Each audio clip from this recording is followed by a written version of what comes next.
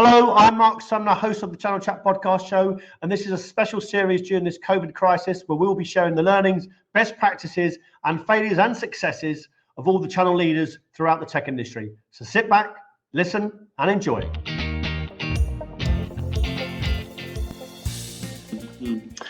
So yes, obviously, thanks for coming on. And I thought it'd just be it's going to be sort of 15, 20 minutes or however long we run. But I thought it'd be good for the channel listeners out there to get a bit of insights or indications of what you're seeing in the market. I did obviously get your recent study, so I thought if we could talk through some of that, and then obviously just sort of chat around what's been happening and you're seeing in the market. So I was going to sort of say, what are you sort of seeing from the vendors in general? Have you been having any sort of feedback of what they're seeing in the market? Yeah, so I would say that the vendors they're in two positions. One, they're in a position where they're looking to understand from the channel partners what position the partners are in today and what position they're likely to be in a couple of months. They're also looking to understand where the best, quickest wins are to help partners through this phase. Now, what we're hearing from partners is that they have seen record sales in certain areas, like as we've seen across some of the analysis as PCs particularly. So, imagine a hardware partner has sold a huge number of PCs, but in that they've also used a significant amount of their financing. Where are they going to be in a couple of months' time when suddenly customers aren't buying quickly? So this is where vendors really need their information, which is, what is it that the partners need from them? So they may have seen some of their targets front-loaded for the year in the first quarter, and then perhaps in the second quarter they need to understand that the partners need some financing relief, or maybe they need some of their targets relaxed. And we've seen from the vendors a lot of action around that as well. We've seen announcements from HP, HPE, Cisco, Dell, etc., all the big names making a lot of noise, showing the partners that they do understand what they're going through, and trying to help them through that next phase. Are you seeing sort of many partners expecting sort of PC shortages or desktop shortages? Because there seems to be a lot of, or there was last week, a lot of issues around sort of supply chains and distribution, i.e. I had a partner call me up and say, yeah, I'll go and get a quote from a customer for 200 laptops. And by the time they've gone back to the distributor, the laptops are gone, the quote's gone. So they're almost having to sort of gamble if they're actually going to buy it or not. So are you seeing sort of shortages around that? The short answer is yes. We have seen a number of shortages. I think realistically, the bigger partners obviously are able to access PCs generally, but also what we're seeing is SMB partners having to maybe think creatively about what they use. So the reason why peripherals have been so strong is because partners may be using, for example, a Surface or a detachable or a tablet, attaching that to a screen and some, a keyboard and a mouse and some other things, and then sending that to a partner and also to their remote home workers. So it's all about workarounds, really, and some of the most creative partners have come up with things, not just in PCs, but we're also seeing that in servers as well. Yeah, have you seen it? I've noticed recently a lot of partners are sending out much more communication now. They're doing landing pages, they're sending out rapid communications to end users. Are you seeing that as going to be the norm now? Because I didn't really see that much before, like webinars and communications and landing pages, and of course I can see it. Obviously, that's around Agile IT, but do you see that as potentially something that's going to be the norm now? Well, actually, Canalys, we had an in conversation with virtual session that we hosted this week with Joyce Mullins, who's the president of Global Channels from Dell, and she alluded to the incredible rise in digital marketing. Obviously, that's the area that I focus on at Canalys. I think in terms of that pipeline building for channel partners, it's something that vendors are absolutely looking to build in terms of content, whether it's guidelines, resources, webinars. It's all part of a massive move to that part of a digital transformation, I think. Yeah, and do you see, and from a marketing point of view, do you see that this could be potentially the norm now in terms of actually marketing strategy for partners and vendors, i.e., we had it where lots of events have been cancelled and InfoSec and all these sort of stuff. So is it going to be potentially now that's going to really plummet and we're going to see more virtual meetings and virtual events, etc.?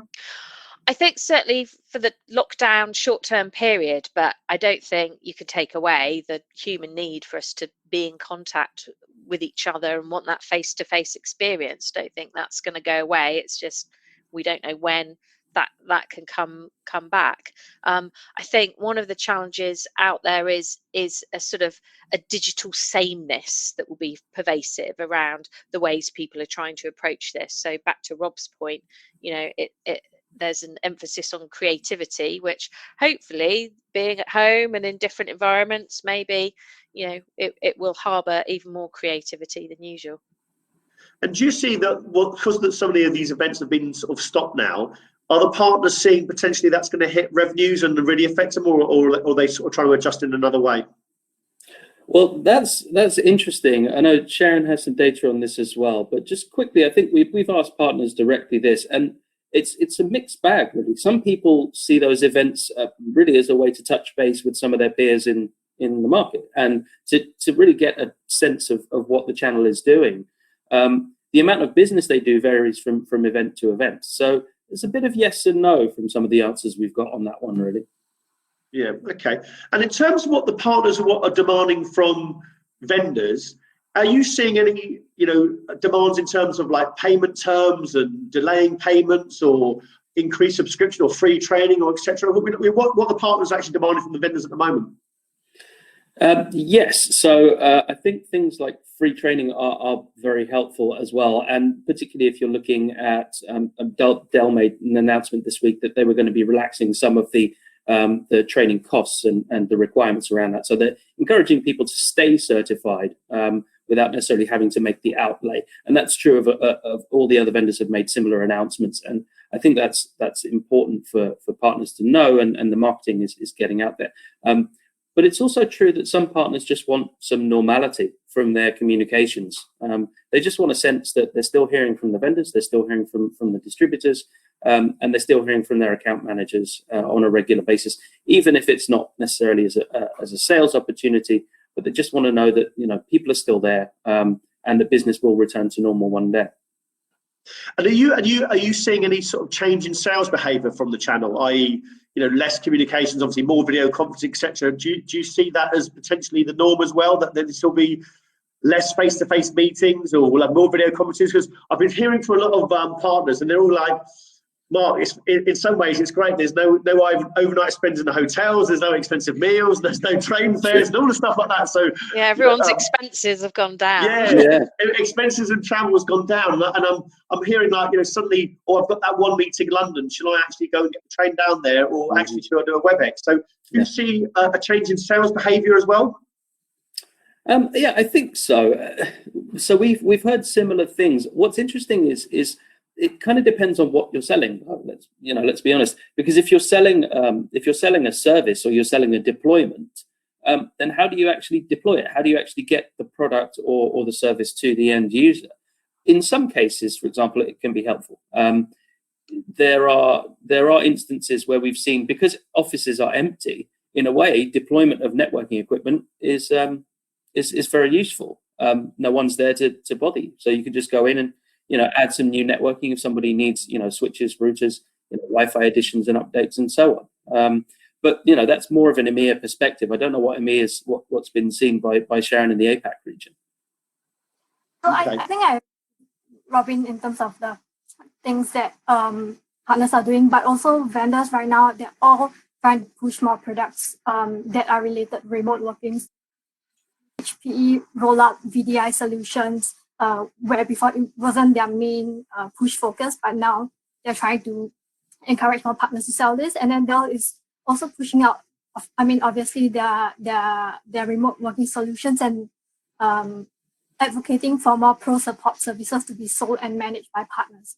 So there's a general shift towards anything that's helpful for partners, for customers right now for remote working. So that's the general change of behavior that's happening. And also, of course, a lot of these discussions are going on virtually rather than face-to-face meetings. Okay.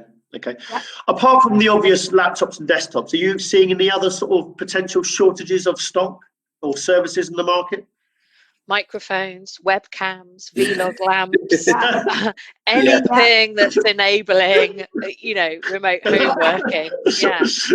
Yeah, absolutely. So okay, no, fair enough. We've seen some shortages on things where components were already hitting shortages before. So the usual suspects where you'd expect component shortages have been an issue. Initially a supply issue, then demand issue based on what customers can afford and what people can get. So there's been waves, but that's it's different in different areas of the world. So I know that's significantly different in APAC.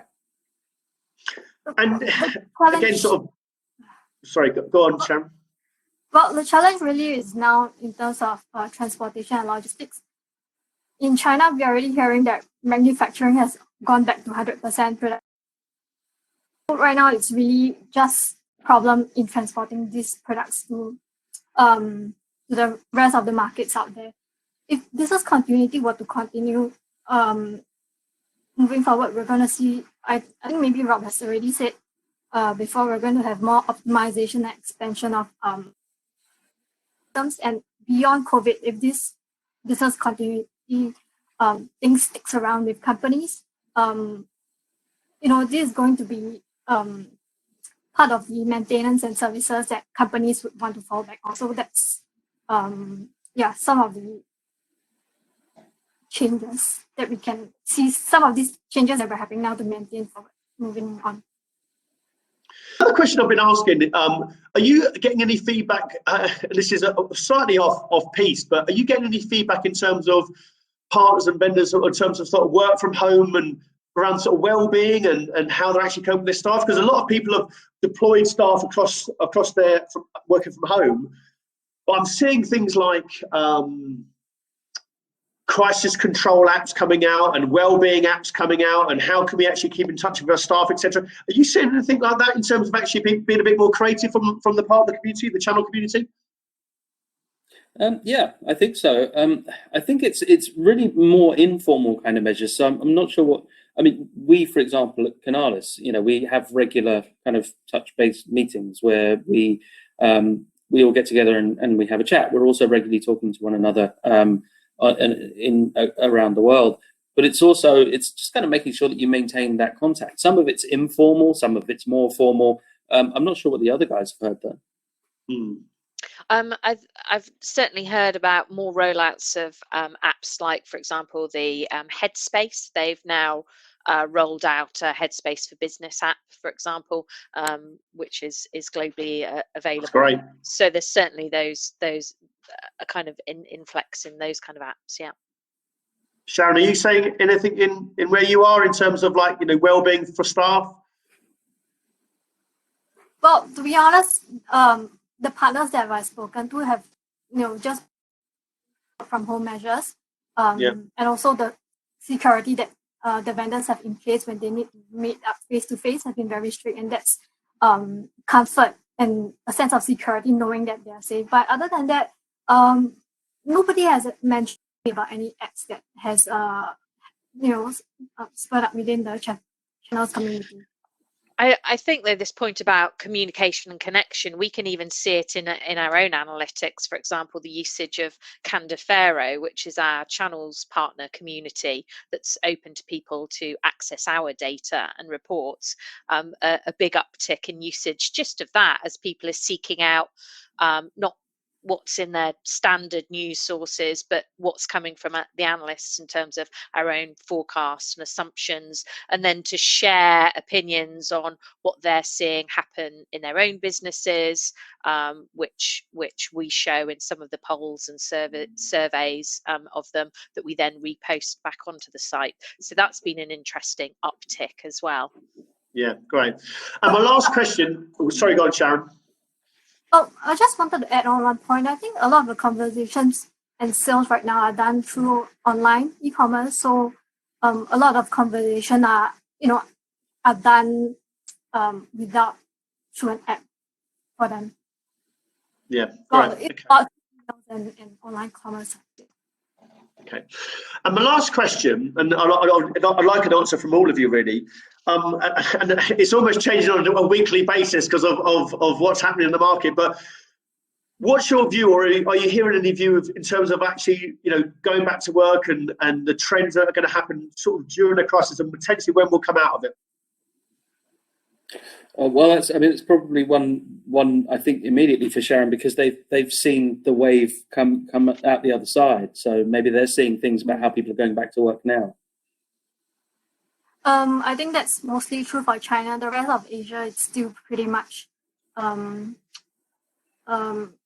facing the rising cases of COVID-19. India is on lockdown. Malaysia is threatening to extend their lockdown even if people do not start staying at home still. Singapore is right now on lockdown of April for now. Vietnam as well. Thailand, I think, is on lockdown as well. So, okay. I mean, just to state it upfront as a disclaimer, we don't know exactly to last. So, whatever predictions that anyone has made, or including us, is limited to the extent that we can foresee this virus to. So things might change, next week, 2 weeks after, from whatever we say at this point. But in the long run, at least there might be some changes in the supply chain globally. There's a rebalancing away from China. If it will take some time for the local manufacturing to ramp up. So it will take, there's discussions and people training to do, and there's also the cost involved. So exactly how much production can support the existing demand to, something that people would discuss about, plus the lockdown happening, people can't go. Everything is planning, it's just conceptualizing. It's very hard to implement it directly. So we don't know exactly what's going to be the extent of rebalancing like. Again, I think, Rachel and Robin has also said about demand in managed security services. If business continuity plans are to persist, even if the COVID virus ends, say maybe in June or by the end of this year, more companies will be more prepared and taking their business plans more seriously than ever before. So it's good for, I think, the data protection and the security vendors and channel partners. They might have an easier time, but then again, you don't know how much is going to be a fallback. In the short term, we're going to see increase in demand for all these remote services. But and you might think, working from home is a great new thing to come up. But after some time, you realize you need that human connection. People will start moving back to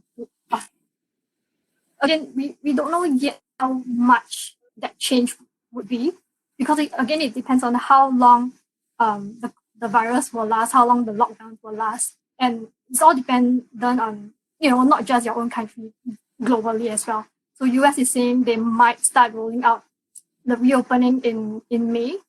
But if that's the case, are they going to allow travel all over the world? So a lot of factors are really quite unpredictable at this point.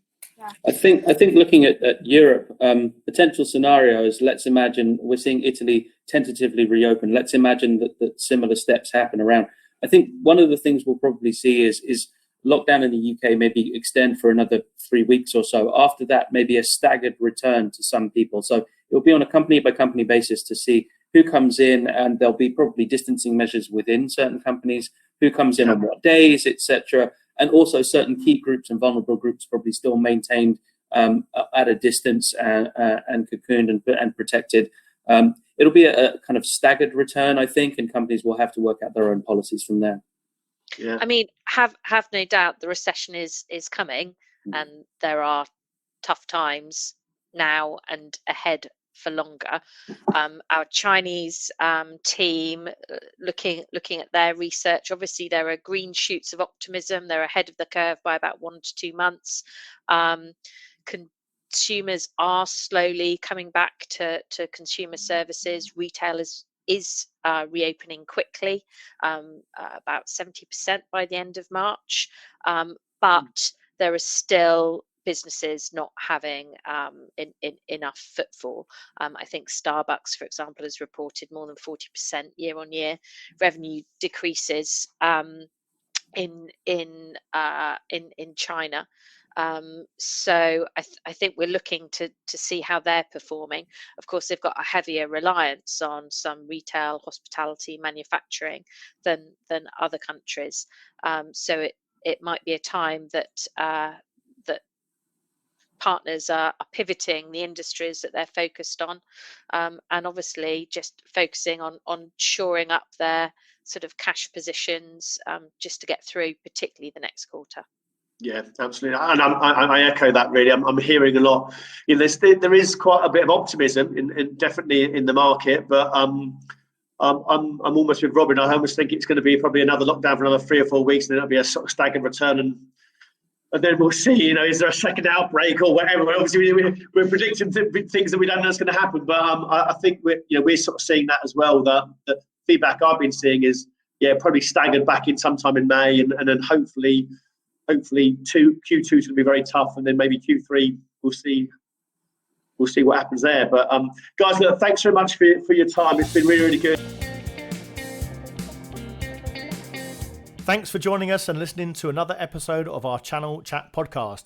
If you've enjoyed what you've heard and are listening on iTunes, please could you give us a review and subscribe in order to get the newest episodes as soon as they're released. Otherwise, as always, we release an episode every Thursday at midday, so hopefully you can join us then.